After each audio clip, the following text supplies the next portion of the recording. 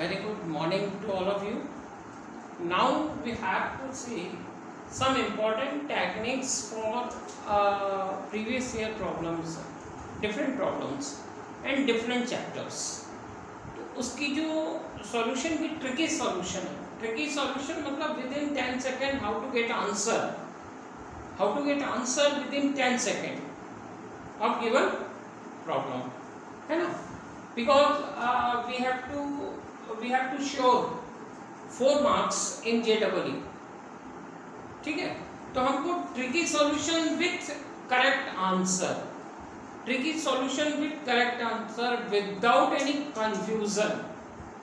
तो वो हमको ट्रिकी सॉल्यूशन जो देगा उसका मैं कॉन्सेप्ट बता रहा हूँ कि tricky solution how to get accurate answer with tricky solution and within 10 second of any problem of related to logic, determinants and vectors and conic section. ठीक है, तो इसमें काफ़ी ये आई हुई प्रॉब्लम्स हैं. इन प्रीवियस ईयर कुछ 19 में आए हैं, कुछ 20 में आए हैं. फर्स्ट शिफ्ट सेकेंड शिफ्ट इसमें प्रॉब्लम्स हैं. तो first we have to take first problem the expression this one. जो एक्सप्रेशन दिस वाई ये लॉजिकल रीजनिंग का प्रॉब्लम है.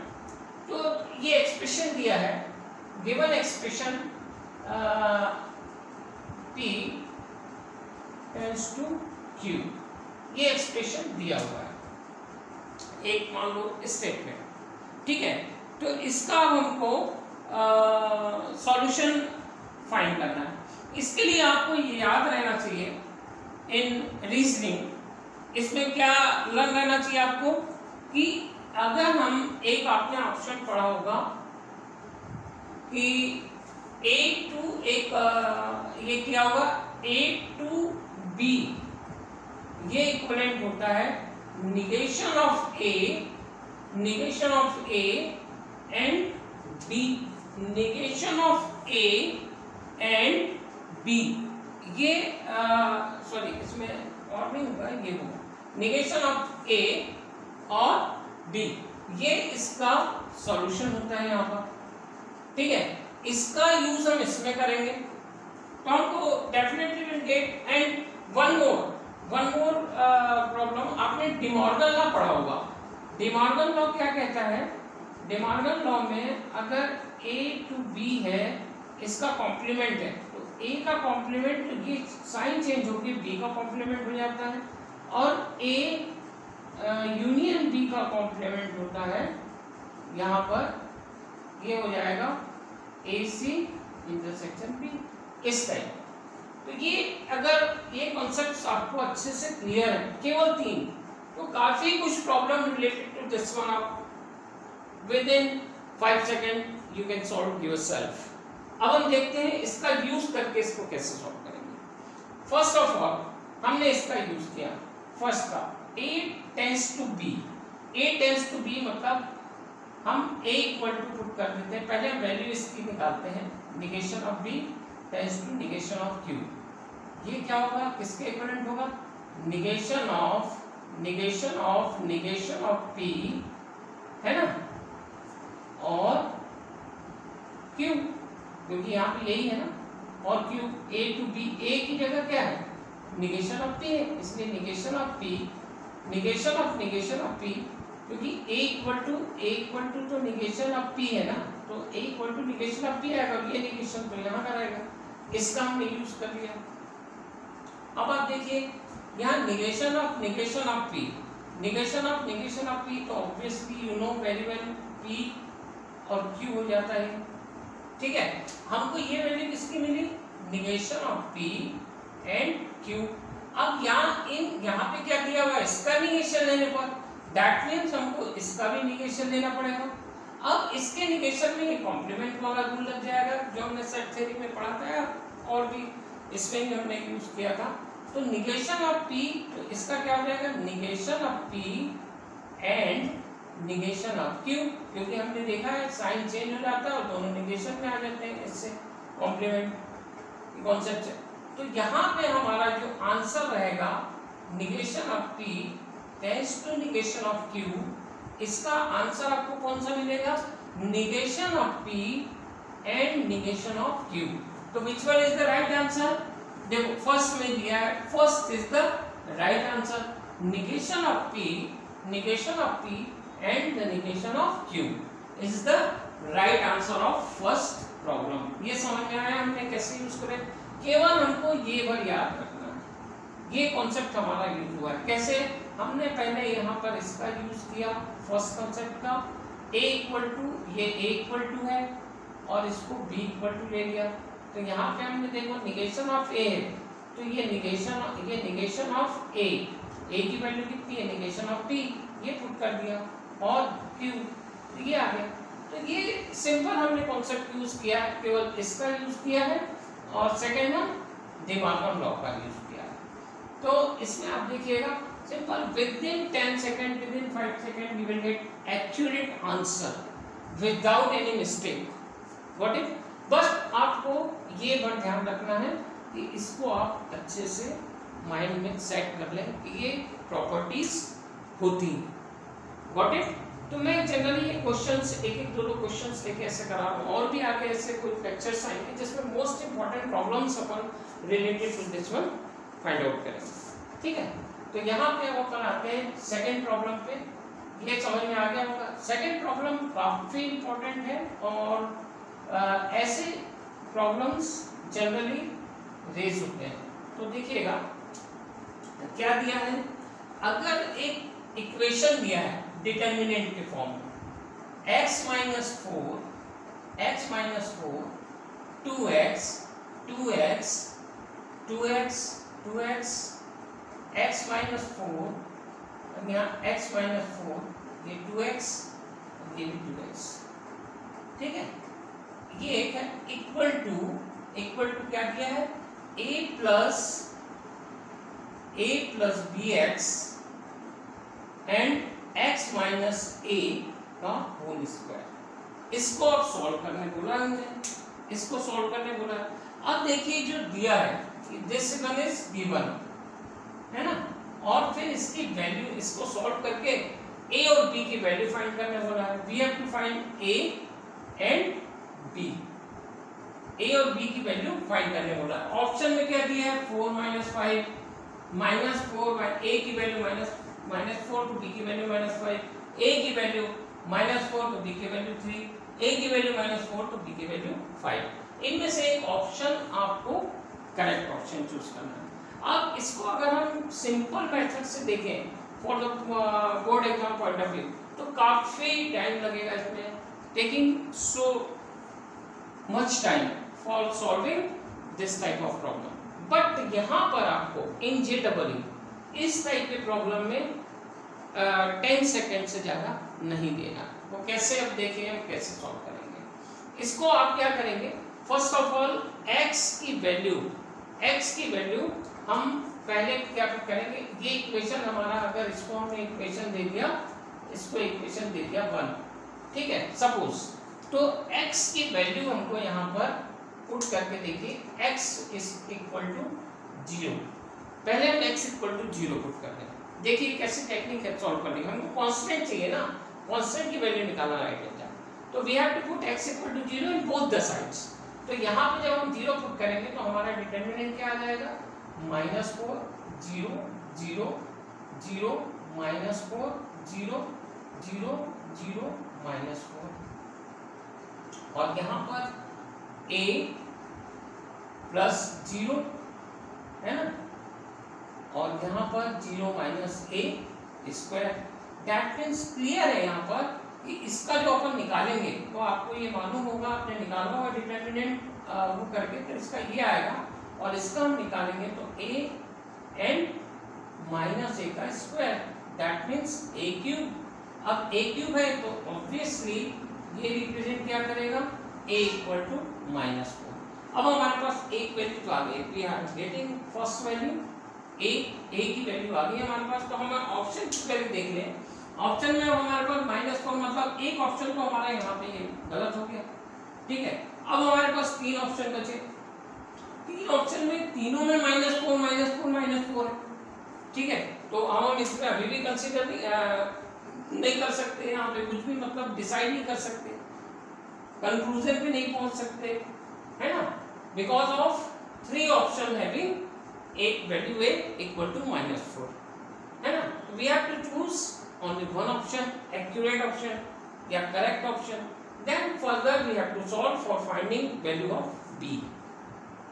तो वैल्यू ऑफ बी के लिए अब x इक्वल टू हमने 0 पुट कर दिया, ऑलरेडी 0 पुट कर दिया है इन इक्वेशन 1, है ना. अब हम now we have to put x equal to 1 in equation 1, और इक्वेशन 1 में x इक्वल टू 1 पुट करेंगे तो a की वैल्यू हमारे पास -4 है तो वो भी पुट होगी ऑब्वियसली. तो यहाँ पे हम देखते हैं डिटरमिनेंट की क्या वैल्यू आ रही है. x इक्वल टू 1 पुट करेंगे तो 1 - 4 2 है ना. यहाँ पे क्या आ जाएगा 2 2 एंड 1 - 4 2 2 1 - 4. और यहाँ राइट हैंड साइड में अगर हम देखें यहाँ पर तो a की जगह तो -4 आएगा because we are having value of a. तो a हम लिख नहीं सकते, वैल्यू पुट करना पड़ेगा plus b x equal to 1 है और यहाँ पे 1 - -4 फिर इसका स्क्वायर ये.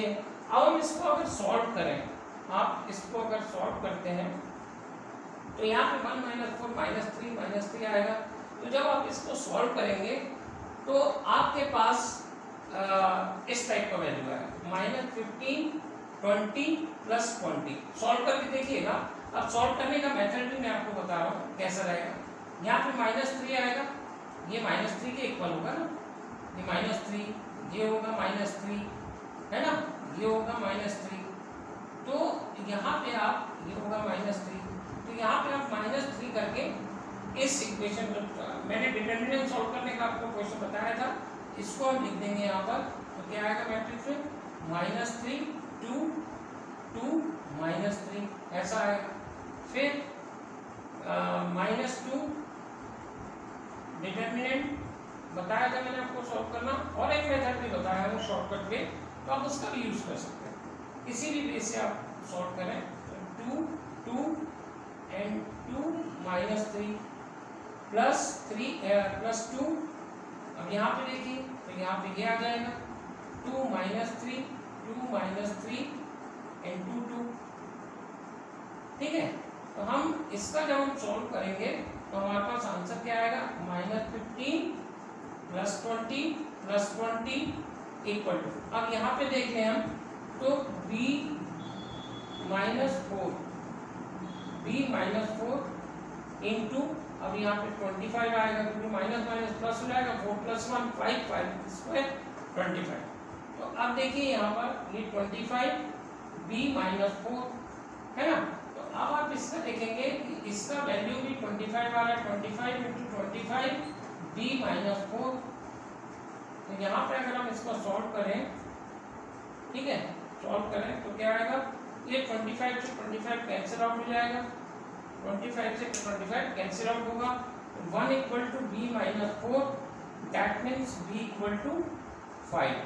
अब देखिए आप b = 5 हमारा आंसर आ गया, b = 5 और हमारे पास b a = -4 है. तो हम देख लेते हैं मैचिंग किससे हो रही है. 5 आंसर, ये भी -5 ये भी नहीं है, यहाँ पे 3 है ये भी नहीं है. तो हमारा आंसर कौन सा रहेगा, this one is the right answer, D is the correct answer. तो आपको इस टाइप से इसमें प्रॉब्लम सॉर्ट आउट करना है. ये क्लियर हो गया होगा I think. x -4 2x 2x करके जब हमने x = 0 पुट करके वैल्यू 5 निकाल दिया, value a = -4 and then again x = 1 x = 0 put कर चुके हैं, x = 1 पुट करेंगे for finding the second constant of right hand side b, है ना.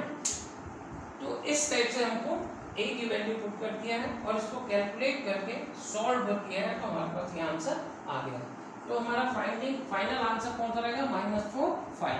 अगर प्रैक्टिस में रहेंगे तो हो सकता है काफ़ी इजी वे में. और मैंने इसकी जगह एक और मेथड आपको बताया था इन प्रीवियस लेक्चर्स.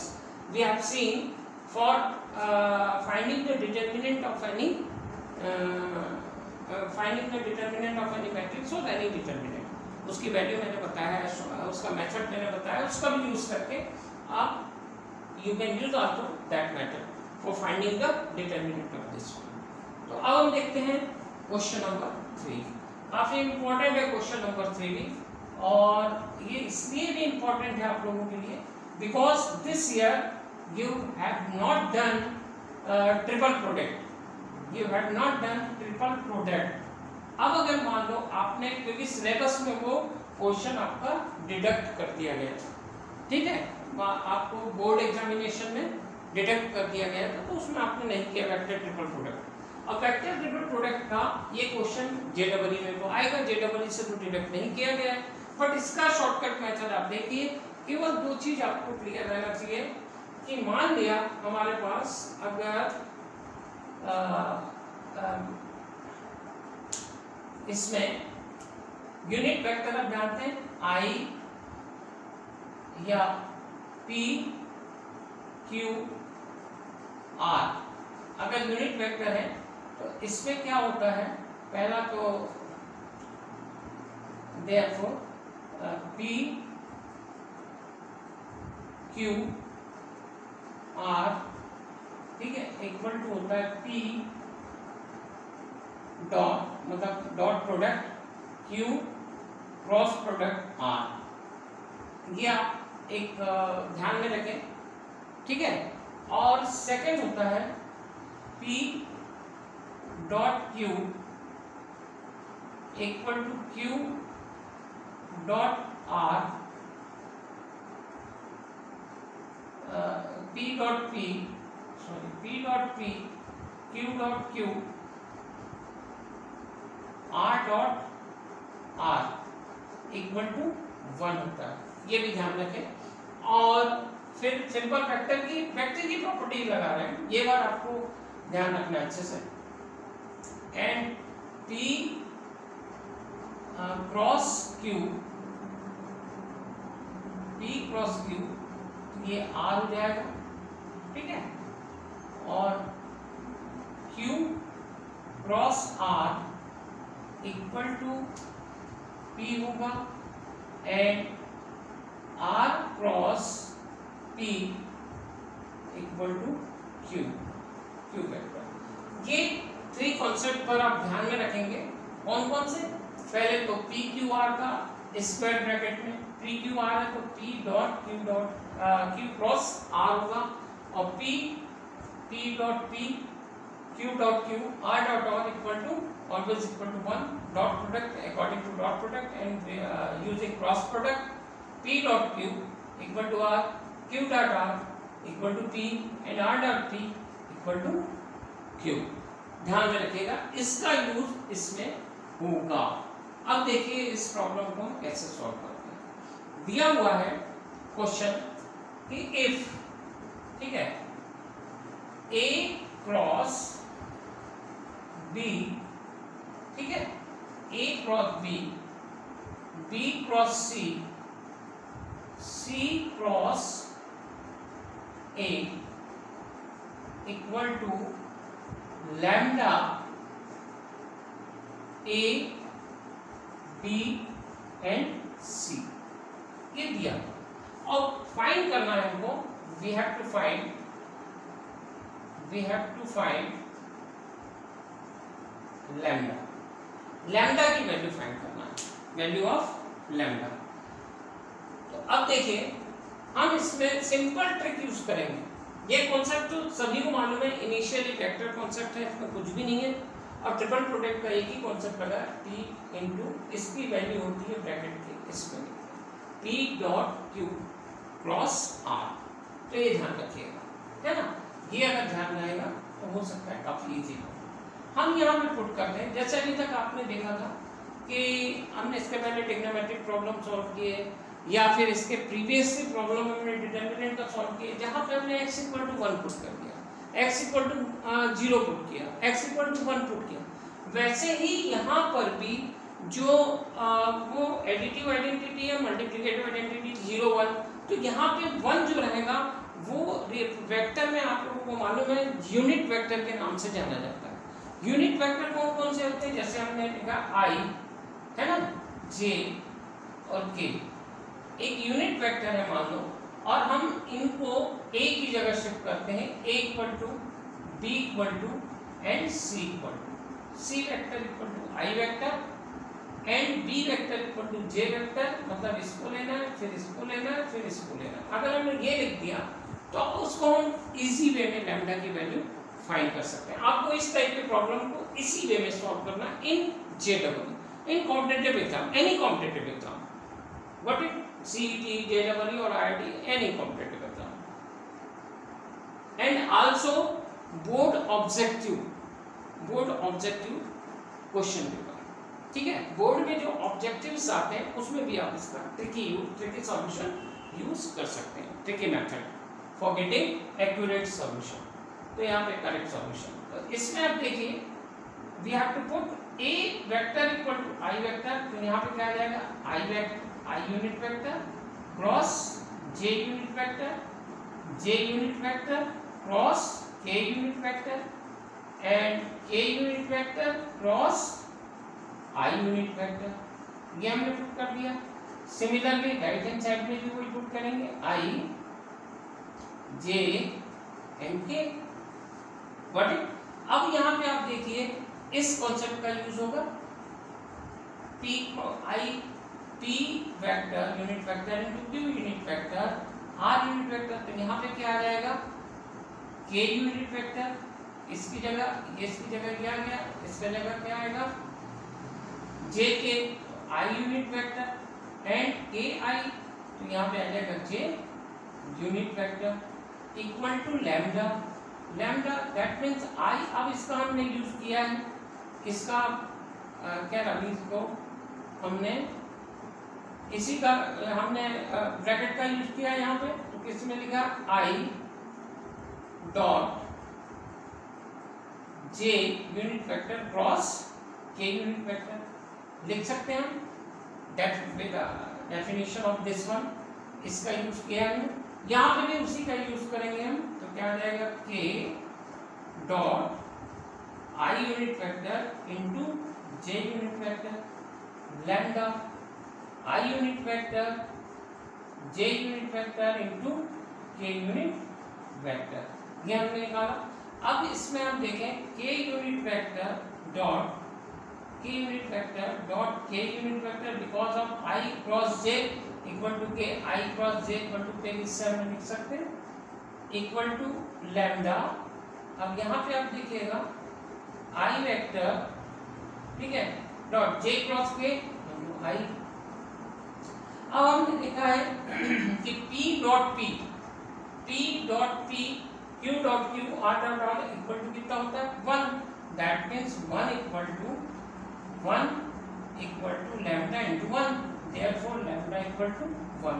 तो आपका ये वैल्यू आपकी लैम्डा की आ गई, दैट मींस लैम्डा की वैल्यू कौन सी होगी देखते हैं ऑप्शन में वैल्यू क्या दिया है 2, ये भी नहीं होगी, 3b ये भी नहीं है, c 0 नहीं है, d is the right answer, lambda equal to 1। तो काफी इंपॉर्टेंट ट्रिक्स हैं जिसके थ्रू हम डायरेक्ट इसका आंसर फाइंड कर सकते हैं इस इक्वेशन में लैम्डा की वैल्यू, गॉट इट। जो जनरली कॉम्पिटिटिव एग्जाम में इसी टाइप के प्रॉब्लम आपको रेज होना है, तो ये क्लियर हो गया होगा। Put the a equal to unit vector b equal, जैसे हम कभी भी इसमें हमने x equal to 1, x equal to 1, x equal to 0 put किया है ना, सेम लाइक दैट यहाँ पे वेक्टर का जब कॉन्सेप्ट आएगा तो यूनिट वेक्टर पुट करेंगे। यूनिट वेक्टर की वैल्यू कितनी होती है, i unit vector j unit vector 1 ही होता है ना, that's why we are calling that one is unit vector. तो we have to put unit vector and get the answer of this type of problems. तो आप देखिएगा काफी अच्छी ट्रिक है, इसमें आपको इसी कॉन्सेप्ट का यूज आगे भी करना है सिमिलर प्रॉब्लम्स में। अब हम देखते हैं नेक्स्ट प्रॉब्लम, तो ये आई थिंक समझ में आ गया होगा आपको, ठीक है। अब हम देखते हैं इसमें नेक्स्ट प्रॉब्लम, काफी अच्छा प्रॉब्लम है इसके बाद भी। तो इसमें है ये दिया है let O and A B two fixed point, मतलब दो ऐसे फिक्स्ड पॉइंट दिए O एंड ए, ये फिक्स पॉइंट दिए हुए हैं। और बोल रहा है इसका कोऑर्डिनेट 0 1 दिया है और इसका दिया है इसका 0 0 दिया है और इसका 0 1 दिया है। व्हाट इट, ये दिया है। अब बोल रहा है बी टू फिक्स पॉइंट, मतलब ये दो फिक्स पॉइंट है।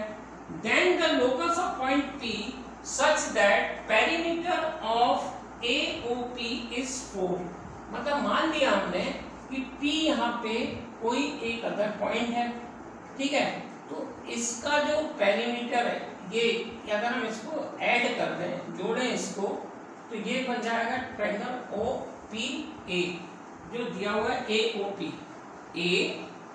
AOP ये दिया हुआ है, ये ट्रायंगल बन गया। तो इसका पेरीमीटर कितना बोल रहा है, perimeter is 4, perimeter of AOP। अब पेरीमीटर, पहली बात तो पेरीमीटर क्या होता है, ये सभी साइड्स का सम, और sum of all the sides of given triangle है ना। वो कितना दिया है, पेरीमीटर OA प्लस AP, ठीक है, प्लस OP है ना, या OA OP plus AP equal to कितना दिया है, 4।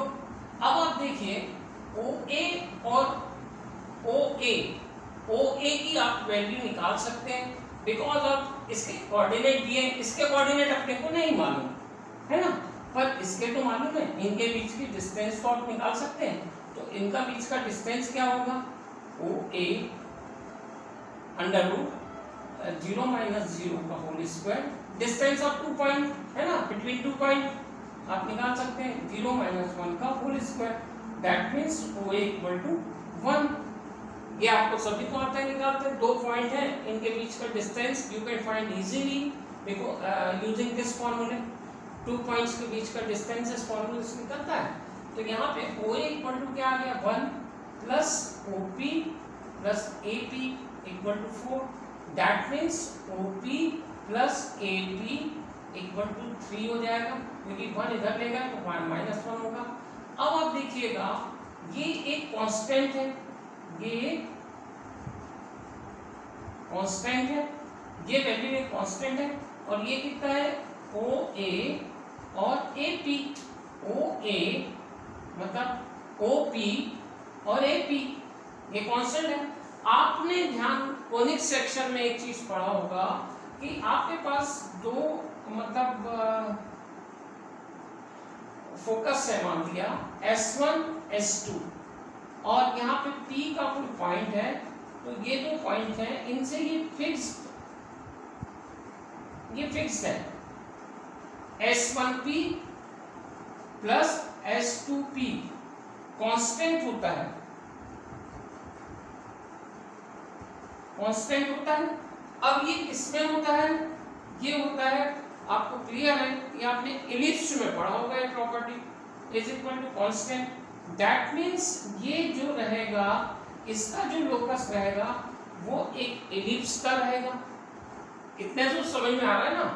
S1 अगर 2 पॉइंट फिक्स पॉइंट से किसी एक पर्टिकुलर पॉइंट के को की डिस्टेंस, अगर दोनों का डिस्टेंस का एडिशन कांस्टेंट आ रहा है, ठीक है, कांस्टेंट आ रहा है, तो आपने बाय द इलिप्स कॉन्सेप्ट, ये एक इलिप्स का कॉन्सेप्ट होगा, इलिप्स का वो करेगा। अब यहाँ पे आपने इलिप्स है, तो पहले हम ऑप्शन की तरफ देखेंगे कि इलिप्स का कौन सा फॉर्मूला दिया है, इलिप्स का कौन सा इक्वेशन होगा।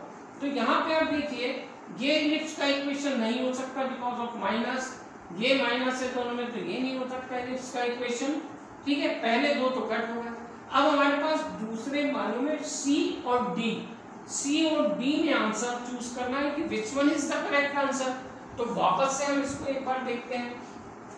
मान लिया यहाँ पर, अब हम इसमें आ जाते हैं, ये तो हमको क्लियर हो गया, SP इक्वल टू कांस्टेंट है ना।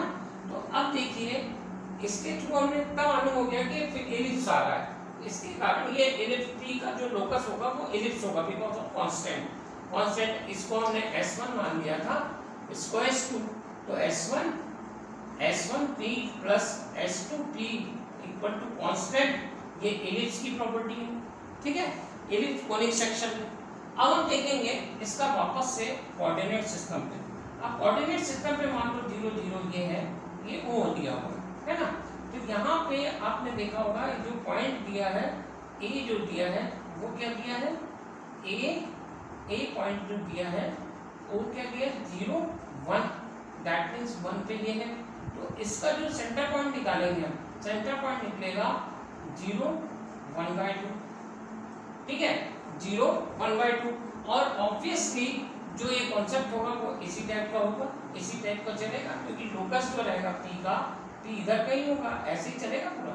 तो यहाँ पे आप देखिए ये जो P का लोकस है ये ऐसे ही मूवमेंट लेगा, और यहाँ पे ये सेंटर पॉइंट में 1/2, इसका अपन इक्वेशन निकालते हैं।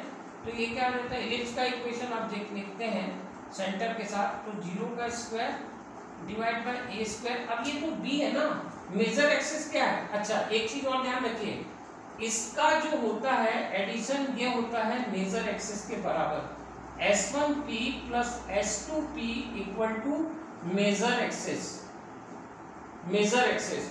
अब मेजर एक्सिस है, मेजर एक्सिस क्या होती है 2B, और यहाँ पे इसकी वैल्यू क्या दी हुई है यहाँ पे 3, तो मतलब 2B इक्वल टू 3।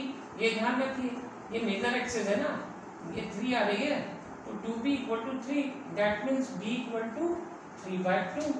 और माइनर एक्सिस को A मान लिया हमने, तो यहाँ पे आप इलिप्स के इक्वेशन में क्या लिखेंगे, ये सेंटर 0 है तो x - 0 y - 1/2, इसका स्क्वायर डिवाइड बाय, अब B की वैल्यू तो हमारे पास दी हुई है 3/2 का होल स्क्वायर इक्वल टू 1।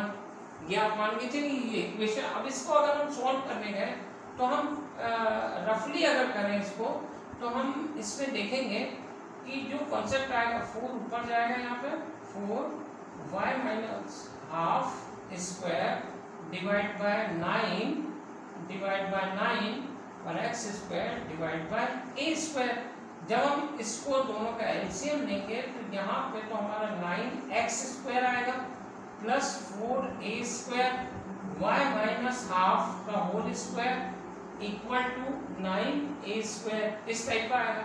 अब हम इससे मिलता जुलता इक्वेशन एक देख लें, मिलता जुलता इक्वेशन मतलब इसमें होगा कोई भी, ऑब्वियसली आपका माइनर एक्सिस जब 2a हो जाता है और मेजर एक्सिस b रहता है, तो यहाँ पर x का कोफिशिएंट लार्ज होता है।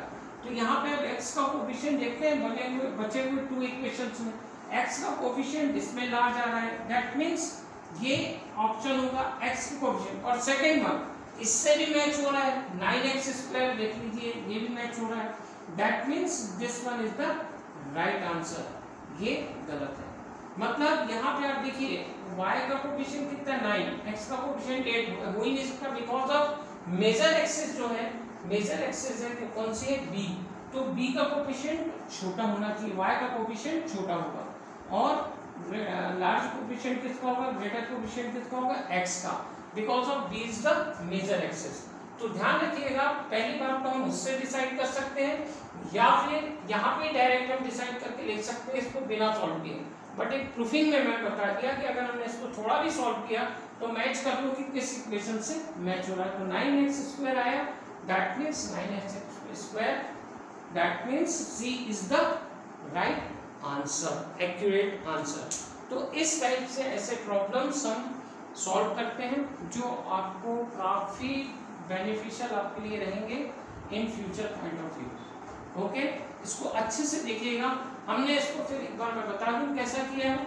हमने क्या किया, इसका 2 पॉइंट फिक्स पॉइंट दिया है जिससे डिस्टेंस इसका P पॉइंट है, एक P का लोकस बताना है, सच है पेरीमीटर ऑफ AOP का पेरीमीटर दे दिया 4, तो हमने OA की डिस्टेंस निकाल लिया 1 आया, तो इसमें हमने देखा 4, इसका 3 हो गया, दैट मींस कांस्टेंट वैल्यू है।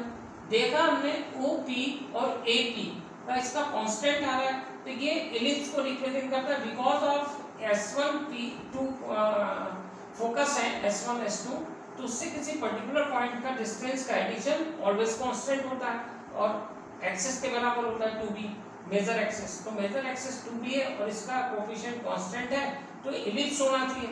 इलिप्स होना चाहिए, दैट मींस इसमें हमने देखे इलिप्स का इक्वेशन कौन सा है, ये दो इक्वेशन इलिप्स के आ रहे हैं, ये तो पहले ही हमने कट कर लिया, हमारे पास 50% आ गए, 50% हमने आंसर निकाल लिया।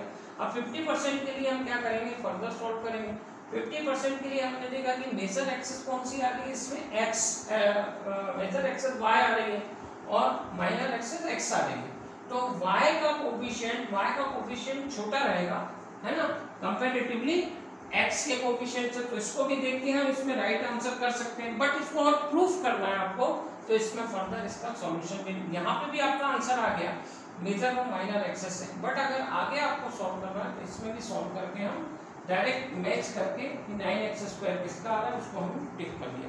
इसको हमने आंसर को और करेक्ट करने के लिए ये इसका सॉल्यूशन हमने निकाल दिया, हालांकि इसकी जरूरत नहीं थी, हमें यही समझ में आ गया था कि which one is the right answer. Okay, तो इसको अच्छे से कर लीजिएगा, काफ़ी बेनिफिट मिलेगा।